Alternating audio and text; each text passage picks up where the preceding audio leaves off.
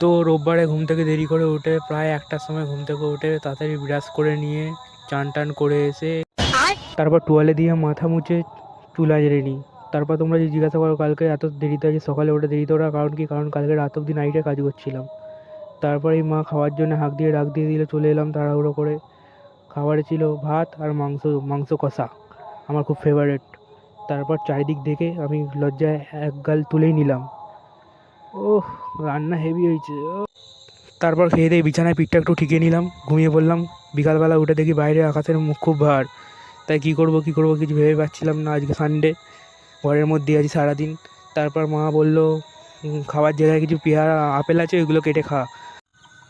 তো বন্ধুরা, দুর্গাপুজো চলে গেছে, মা জলে চলে গেছে, কিন্তু এখনও বর্ষা যাচ্ছে না। বাইরে তুমুল বৃষ্টি হচ্ছে, আমি ঘরে দাঁড়িয়ে দাঁড়িয়ে আপেল খাচ্ছি।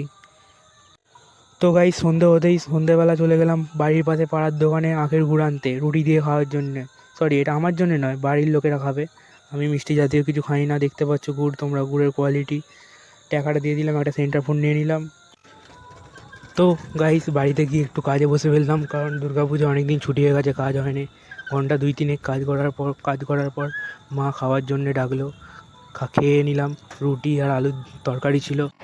তো বন্ধুরা, আজকের মতন ব্লগটা এখানেই শেষ করছি। রাত ১১টা বেজে গেছে। গুড নাইট সবাইকে। নেক্সট ব্লগে